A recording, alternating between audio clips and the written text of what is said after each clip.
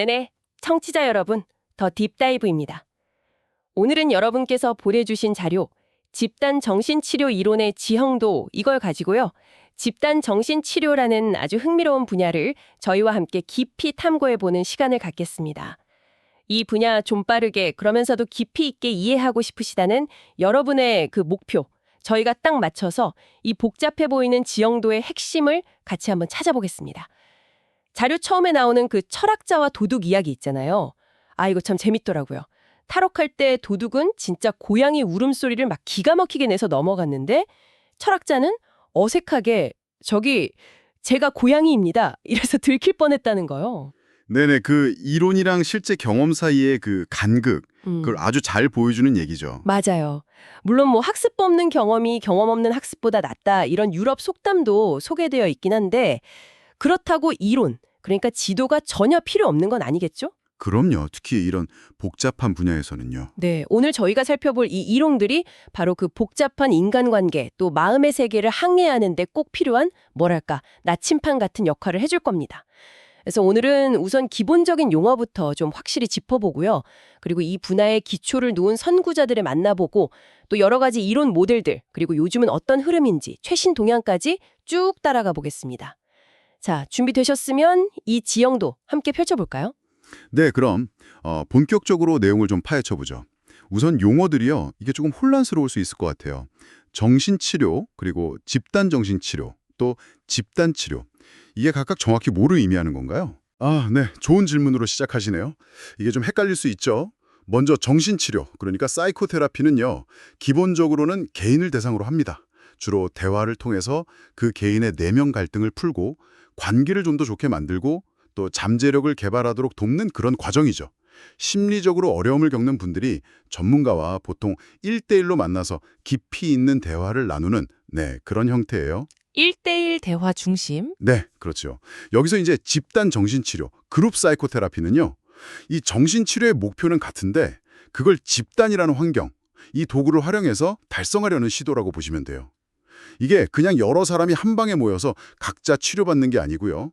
그 집단 구성원들 사이의 상호작용, 또 그 안에서 자연스럽게 생겨나는 관계의 역동성, 바로 그 자체가 아주 중요한 치료적인 도구가 되는 겁니다. 아, 상호작용 자체가 도구가 된다. 네네. 그게 핵심적인 차이점이라고 할 수 있습니다. 그러니까 개인 치료랑 목표는 비슷한데 그 목표를 이루는 방법에서 집단이라는 그 환경과 상호작용이 핵심 역할을 한다. 이 말씀이시군요. 그럼 집단 치료, 그룹 테라피는요? 이건 또 어떻게 다른 건가요? 자료 보니까 이게 좀 더 넓은 개념이다. 이렇게 설명하는 것 같던데요? 네, 정확히 보셨습니다. 집단 치료는 방금 말씀드린 집단 정신치료를 포함하는 더 포괄적인 용어예요. 물론 뭐 현장에서는 그냥 막 섞어 쓰기도 하는데요. 엄밀히 말하면 집단 치료는 대화 중심의 정신치료뿐 아니라 예를 들어 교육적인 목적으로 정보를 전달하거나 아니면 미술, 음악, 뭐 사이코드라마 같은 다양한 활동을 활용하는 방식까지 다 아우르는 거죠. 아, 활동도 포함해서요? 네. 그래서 보통 대화를 핵심으로 하는 집단 정신치료는 한 6명에서 10명 정도, 이 정도 소규모 그룹에서 이루어지는 집단 치료의 한 형태다. 이렇게 이해하는 게 좀 더 정확할 것 같습니다. 역사적으로 봐도 이 집단 치료라는 분야 자체가 정신과 의사뿐만 아니라 사회복지사, 심리학자, 교육자, 정말 다양한 배경의 전문가들이 기여하면서 발전해 왔거든요. 그래서 좀 더 넓게 보는 게 맞아요. 아하, 명확해졌네요. 집단 정신치료는 결국 그 집단 내의 상호작용과 역학을 핵심 동력으로 삼는 치료법이고 집단 치료는 이걸 포함해서 더 다양한 활동까지 아우르는 큰 개념이군요. 자료에서 보니까 집단 치료자가 꼭 이해해야 할 두 가지 핵심 개념 체계로 정신역동이랑 집단역동을 꼽더라고요. 이건 어떤 개념인가요? 네, 맞습니다. 바로 정신역동, 사이코다이나믹스 하고 집단역동, 그룹 다이나믹스, 이 두 가지에 대한 이해가 집단 치료에서는 정말 핵심적인 역량이라고 할 수 있어요. 정신역동은 뭐 많이 들어보셨겠지만 프로이트로부터 시작된 개념이죠.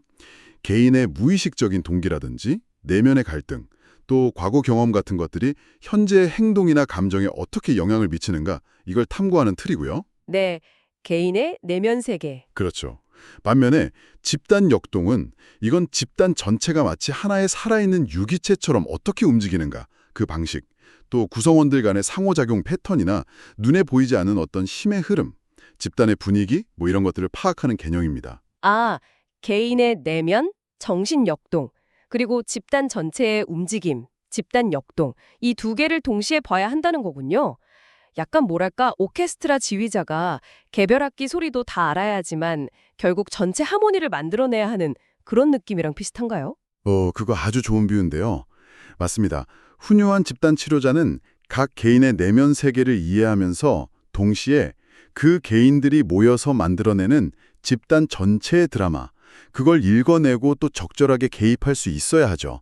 왜냐하면 이 두 역동이라는 게 딱 분리된 게 아니라 계속 서로 영향을 주고받으면서 얽혀 있거든요. 그렇군요. 자, 그럼 이 중요한 두 개념의 기초를 다진 인물들, 자료에서 세 명을 언급하는데 역시 시작은 프로이트네요. 네, 뭐 정신분석하면 프로이트를 빼놓을 수 없으니까요. 정신역동의 기본 틀을 만들었죠. 근데 좀 재밌는 거는 프로이트가 집단 현상에 대해서도 아주 초기적인 총체를 보여줬다는 거예요. 예를 들면 집단 구성원들이 리더를 중심으로 어떤 감정적인 유대, 프로이트는 이걸 리비도적 유대라고 표현했는데 뭐 쉽게 말하면 애정이나 소속감 같은 그런 에너지죠. 그런 걸 형성하고 또 서로 닮아가려는 경향, 이게 동일시죠. 그리고 리더 말에 좀 쉽게 영향을 받는 경향, 피암시성, 이런 것들을 보인다고 설명을 했어요. 오, 프로이트도 집단에 대해 얘기를 했었군요. 네, 했죠. 하지만 프로이트의 주된 관심은 어디까지나 개인의 정신분석이었어요. 그래서 그의 영향을 받은 사람들도 대부분 집단은 개인 분석을 하기 위한 일종의 배경 정도로 생각했지 그 집단 자체가 가진 힘에는 별로 주목하지 않았습니다. 오히려 집단이 개인 분석에 좀 방해가 된다 이렇게 생각하는 경향도 있었고요. 씨앗은 뿌렸지만 정작 집단 자체의 힘에는 크게 주목하지 않았다. 흥미롭네요. 그럼 본격적으로 집단 그 자체를 파고든 사람은 누구인가요? 자료에 나오는 비온이라는 분, 이분이 핵심적인 역할을 한 것 같은데요. 네, 맞습니다. 윌프레드 비언. 집단 연구에서는 정말 빼놓을 수 없는 중요한 인물이에요. 이분의 가장 핵심적인 기여는 기본 가정 집단, 베이직 어썸션 그룹이라는 개념입니다. 비온은 집단이 단순히 개인들의 합이 아니라고 봤어요. 그 자체로 살아 움직이는 유기체와 같다고 본 거죠. 특히 리더나 어떤 작업 목표가 명확하지 않은 그런 비구조화된 집단에서는 마치 눈에 보이지 않는 어떤 기본적인 가정에 따라서 집단 전체가 움직이는 경향이 있다. 이렇게 주장을 했어요. 기본적인 가정이요. 네. 그걸 세 가지로 유형화했는데요. 의존, 투쟁 도피, 그리고 짝짓기 이렇게요. 예를 들어서 의존 가정 상태의 집단은 아주 강력한 리더가 나타나서 모든 걸 다 해결해 주기를 바라면서 굉장히 수동적으로 기다리는 그런 모습을 보이고요. 투쟁 도피 상태에서는 내부든 외부든 어떤 가상의 적을 설정해서 막 싸우거나 아니면 회피하는 데 에너지를 쏟는 거죠. 와, 집단 전체가 어떤 무의식적인 가정에 따라 움직인다. 이거 정말 당시로서는 획기적인 발상 같은데요. 약간 집단에게도 무의식이 있다, 뭐 이런 느낌인데요. 네, 바로 그 점입니다. 그게 비온의 통찰이에요. 그는 집단이 마치 하나의 생명체처럼 어떤 발달 단계를 거치면서 역동적으로 변화한다고 봤습니다. 이게 이제 집단 발달 이론의 아주 중요한 시작점이 된 거죠. 개인의 무의식을 넘어서 집단의 무의식적 과정에 주목했다는 점에서 정말 큰 의미가 있습니다. 그렇군요. 그럼 개인의 내면, 즉 정신 역동과 집단 전체의 움직임, 집단 역동, 이 둘 사이에 다리를 놓으려고 했던 인물은 누구일까요? 자료에서는 파울크스를 또 중요하게 다루고 있네요. 네, 지그문트 하인리히 파울크스. 이분은 이 둘을 통합하려는 시도에서 아주 중요한 역할을 했습니다. 파울크스는 집단 분석이라는 개념을 제시했는데 이걸 프로이트의 정신 분석과 거의 동등한 위치에 놓으려고 했어요. 그의 핵심 아이디어는 집단 자유현상이라는 겁니다. 개인의 자유현상이 그 개인의 무의식으로 가는 길이라면 집단에서 구성원들이 자유롭게 떠들고 이야기하는 그 모든 것들이 집단 전체의 무의식, 파울크스는 이걸 집단 매트릭스라고 불렀는데요. 거기로 통하는 길이라고 본 거죠. 집단 매트릭스요. 네, 그래서 치료자는 이 집단적인 연상, 막 흩어져 나오는 이야기들을 잘 듣고 해석함으로써 개인과 집단 모두가 뭔가 깨달음을 얻도록 돕는다는 겁니다. 개인의 문제라는 것도 결국 그 개인이 속해 있는 사회적인 관계망, 즉 네트워크 안에서 이해해야 한다는 굉장히 통합적인 관점이었어요. 이 모델은 실제로 영국 국립건강서비스 NHS의 표준 모델로 채택될 만큼 아주 영향력이 컸습니다. 아, 개인과 집단을 연결하는 네트워크 관점 흥미롭네요. 자, 이렇게 선고자들이 기초를 닦은 위에 정말 다양한 이론들이 막 꽃을 피웠군요. 자료에서는 팔러프라는 학자가 정리한 세 가지 주요 모델을 소개하는데요. 첫 번째, 집단 내 개인, 인디비주얼 위딘 그룹 모델. 이건 어떤 특징을 가지나요? 네, 이 모델은 이름 그대로예요. 집단이라는 환경 속에서 개인을 분석하는 데 초점을 맞춥니다. 주로 프로이트의 영향을 받은 초기 정신분석가들이 주도했죠. 울프나 슈워츠 같은 분들이요. 이 관점에서는 집단이라는 상황을 개인의 무의식적인 갈등이나 과거 경험과의 연결고리, 특히 전이 현상 있잖아요. 과거의 중요한 인물과의 관계 패턴을 현재 집단 구성원이나 리더에게 반복하는 거예요. 네네, 전이. 네, 그런 전이나 저항, 그러니까 변화에 대한 무의식적인 방어 같은 것들을 드러내고 분석하는 일종의 무대로 활용하는 겁니다. 치료의 목표는 어디까지나 개인의 내적인 통찰과 변화고요. 집단에서의 상호작용은 이걸 위한 자극제 역할을 하는 셈이죠.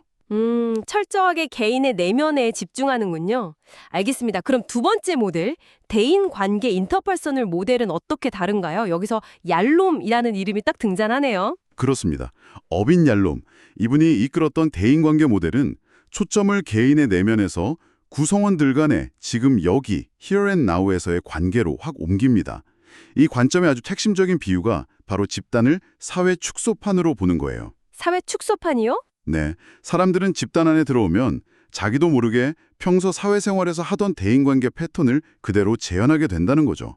예를 들어 늘 다른 사람을 비판하는 데 익숙한 사람은 집단에서도 좀 비판적인 역할을 맡게 되고 늘 누군가에게 의존하던 사람은 리더에게 매달리는 식의 모습을 보인다는 겁니다. 와, 진짜 현실의 대인 관계를 압축해서 보여주는 실험실 같다는 느낌이 드는데요.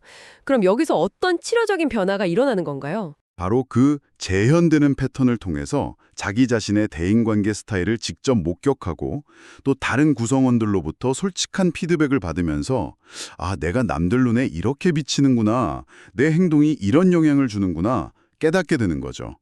그리고 그걸 바탕으로 집단 안에서 새로운 관계 맺기 방식을 연습하고 학습하는 게 핵심입니다. 서로 도움을 주고받는 경험, 이게 이타심이죠. 또 다른 사람들도 나랑 비슷한 고민을 하는구나 하는 느낌, 보편성.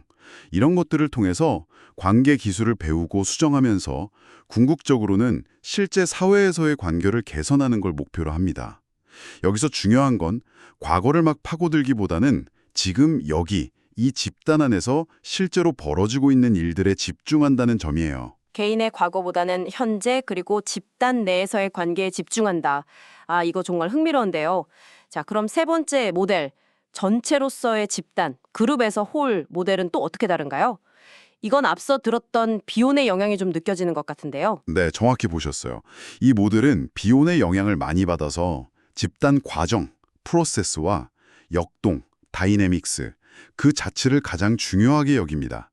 통합주의자, 인테그랄리스트 모델이라고도 하고요. 여기서는 개인의 발언이나 행동을 단순히 그 개인의 문제로만 보지 않아요. 때로는 그게 집단 전체에 흐르고 있는 어떤 보이지 않는 긴장이나 공통된 주제, 즉 집단 무의식의 표현일 수 있다고 해석하기도 합니다. 개인의 행동이 집단 전체를 대변할 수도 있다고요? 네, 그럴 수 있다는 거죠. 예를 들어 한 구성원이 계속 리더에게 불만을 터뜨린다면 물론 그 개인의 성격 문제일 수도 있지만 동시에 리더십에 대한 집단 전체의 어떤 숨겨진 불안이나 불만을 그 사람이 대신 표현해주고 있는 걸 수도 있다는 거예요. 그래서 치료자의 역할은 이런 집단 수준의 현상을 잘 포착하고 해석해서 집단 전체가 좀 더 성숙하게 기능하도록 돕는 데 있습니다.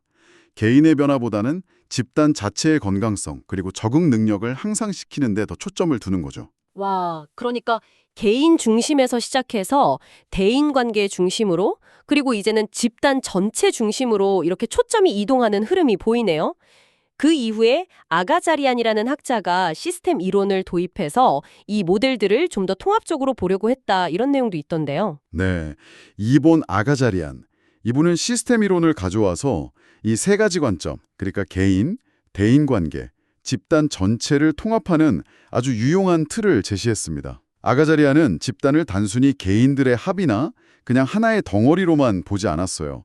개인, 그리고 집단 내에 생기는 작은 그룹들인 하위 집단, 그리고 집단 전체, 이 세 가지 수준의 시스템이 서로 영향을 주고받는 복잡한 체계로 파악한 거죠. 하위 집단이요? 네, 집단 안에서도 보면 뭐 성별이나 나이 아니면 친한 정도에 따라서 자연스럽게 무리가 지어지잖아요. 그런 하위 집단들 사이에 보이지 않는 경계라든지 소통 방식, 또 갈등 같은 것들이 집단 전체의 건강성에 아주 큰 영향을 미친다고 봤어요. 이 관점은 특히 여러 하위 집단들이 막 복잡하게 얽히는 규모가 큰 집단, 대집단을 이해하고 개입하는 데 아주 효과적입니다.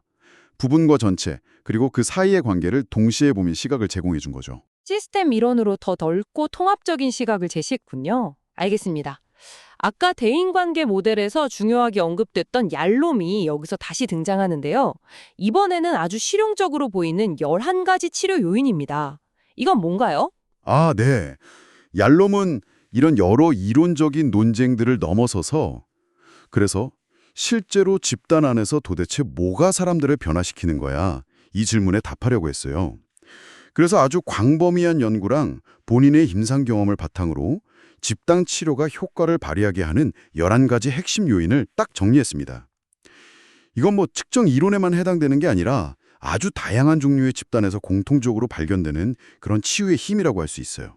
11가지나 된다니 정말 구체적이네요. 그중에서 특히 청취자분들이 이거 하고 공감하실 만한 요인 몇 가지만 좀 소개해 주실 수 있을까요? 그럼요. 가장 대표적인 게 아마 희망 고취일 거예요.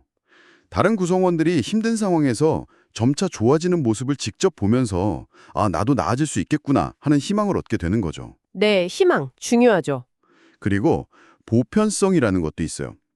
이게 뭐냐면 나만 이렇게 힘들고 이상한 고민을 하는 게 아니었구나 하는 안도감을 느끼게 해주는 거예요. 혼자가 아니라는 그 느낌 자체가 정말 큰 힘이 되거든요.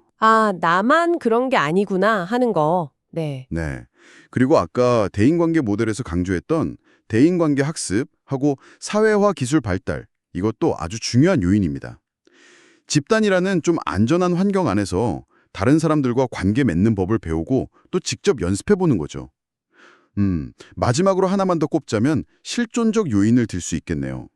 이건 뭐 삶의 의미라든지 죽음, 외로움, 책임감 같은 우리가 살면서 피할 수 없는 인생의 좀 본질적인 문제들이 있잖아요. 네네. 그걸 받아들이고 또 대처하는 법을 배우는 과정이에요.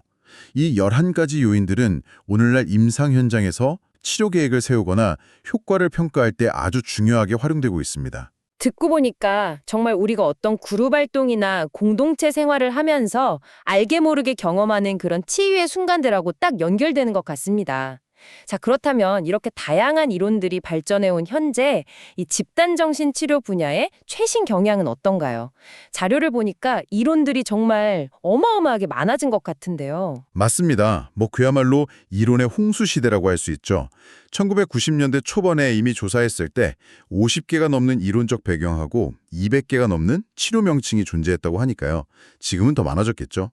당시 선호도를 보면 그래도 전통적인 정신역동이나 정신분석적 접근이 여전히 강세를 보였고요. 그 뒤를 이어서 집단 전체나 체계 이론, 대인관계 이론, 인지행동 이론 이런 순서였어요.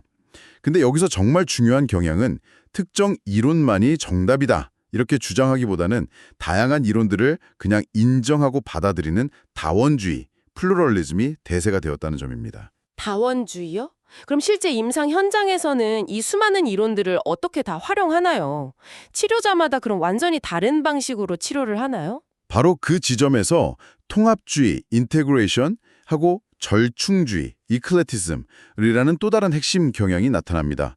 그러니까 많은 숙련된 치료자들은 어느 한 가지 이론만 딱 고집하기보다는 환자의 특성이나 문제, 아니면 치료 단계에 맞춰서 다양한 이론과 기법들을 좀 유연하게 통합해서 쓰거나 아니면 필요한 부분만 선택적으로 활용하는 그런 경향을 보여요. 섞어 쓰는군요. 네.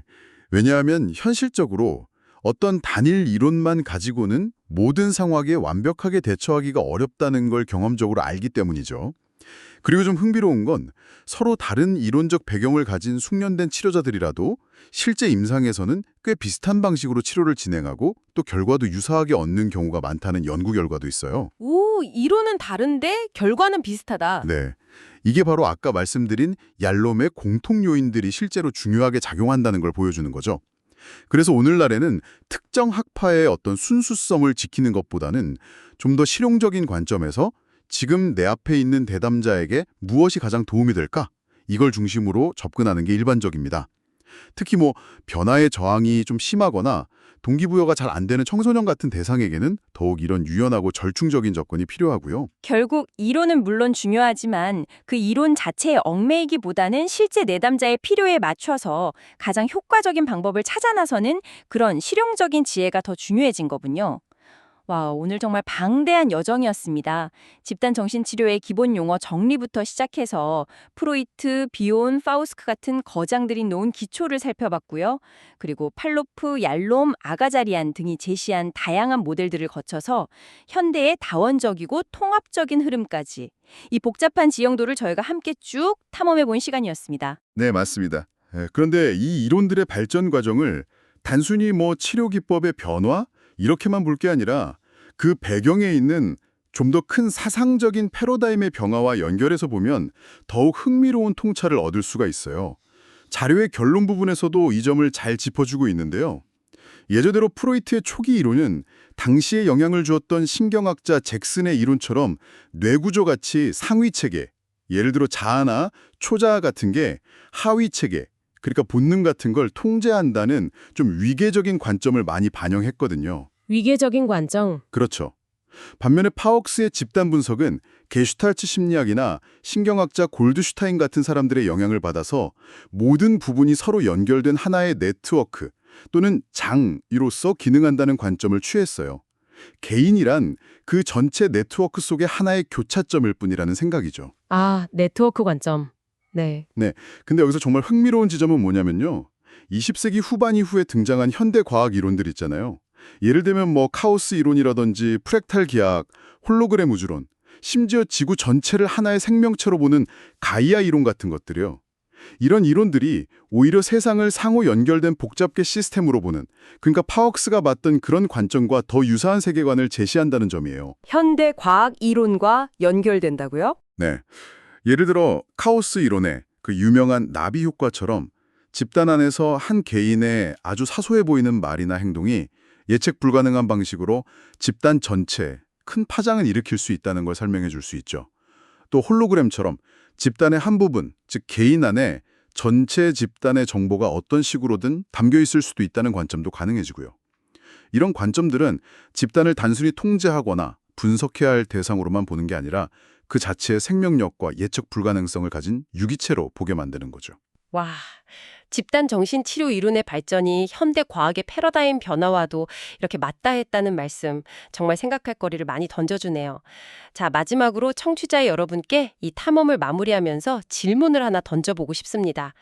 자료 말미에 인용된 스티븐 호킹 박사의 말처럼 지식의 가장 큰 적은 무지가 아니라 안다는 착각이다, 이런 말이 있죠. 네, 그렇죠. 또 철학자 피에테는 익숙함이 오히려 편견을 낳는다고 경고하기도 했고요. 오늘 저희가 살펴본 이런 다양한 이론적인 렌즈들을 통해서 어쩌면 우리가 너무나 당연하게 여기고 있었던 우리 주변의 집단들, 가족이 될 수도 있고 직장 동료들 아니면 친구 모임 같은 것들이요. 이런 집단들을 조금은 다른 시각으로 바라볼 수 있지 않을까요? 그 안에서 작용하고 있는 어떤 보이지 않는 힘, 또 숨겨진 역동성, 그리고 우리가 미처 생각하지 못했던 예상치 못한 연결성 같은 것들에 대해서 한 번쯤 생각해 보시는 건 어떨까요? 오늘 저희의 이야기가 여러분 각자의 더 깊은 탐구를 위한 작은 출발점이 되었기를 바랍니다.